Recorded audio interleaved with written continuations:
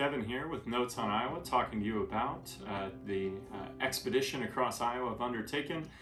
In this specific video, we're going to take a look at part one, day two. And on that day, I went from Farmington up through some of the other villages of Van Buren County, passing through Bonaparte, Vernon Township, and then eventually ending the day at Bentonsport. So not too long of a day geographically, but a really interesting day in terms of historical and environmental concerns. So taking a look at these towns, some of the big things that stood out to me on this day was the importance of the river was really driven home to me. The idea that flooding has been a major concern for these communities, and as well as their fates have largely been tied to the river. So starting at Farmington, there's several beautiful old buildings in the downtown. As I passed through there, I really noticed how you could see ties to the historical past. A couple on the National Register, a couple just being really maintained and still occupied by current businesses. You can really see people in the community trying to continue to persist there. We can see new businesses starting there in older buildings. We can see things like the Bridge Supper Club having a great number of people there as we were in town, and we stopped there as well. But on the morning of day two, we pushed north, really wary of the road conditions. A couple of local people had told us that the road was going to be probably impassable in the vehicle that Marissa was driving for support. So I sent her around to Bonaparte and I started walking up the road. We could see that kind of flooding impact on some of the smaller structures that people use maybe for vacation type homes or just a place to get away along the river, where a few of those had been completely abandoned and started to break down. Also, as I was going, we could see some traces of wildlife, both domestic and non-domestic animals, and maybe you could take a look at some of these prints and identify them, especially maybe if you're a younger person or somebody unfamiliar with Iowa. It might be more of a challenge. If you're somebody, a native Iowan that's been here a long time, probably pretty easy tracks to identify.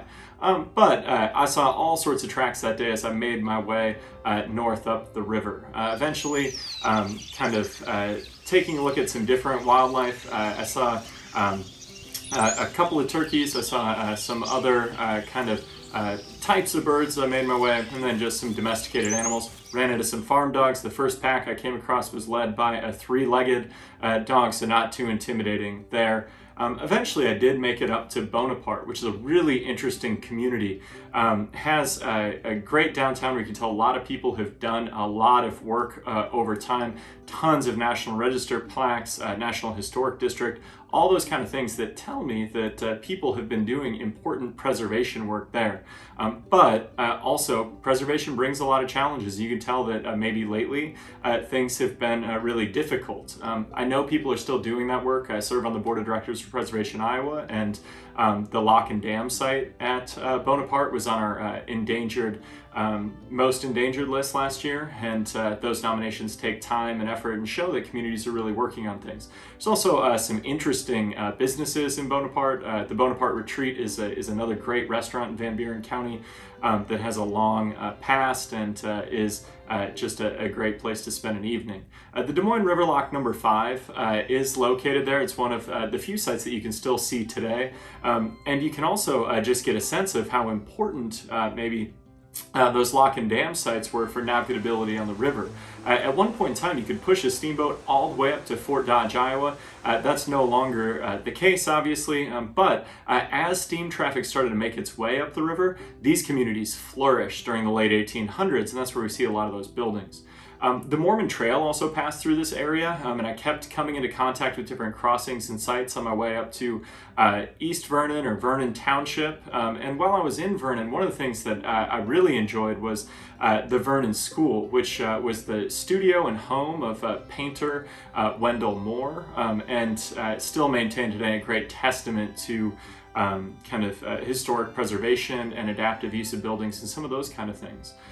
There's also a beautiful one-lane bridge that used to host vehicles and for decades has only been open to pedestrian traffic that crosses the Des Moines River from Vernon to Bentonsport. And as you come across, one of the things that immediately would stand out is that Bentonsport is incredibly well maintained in their downtown area.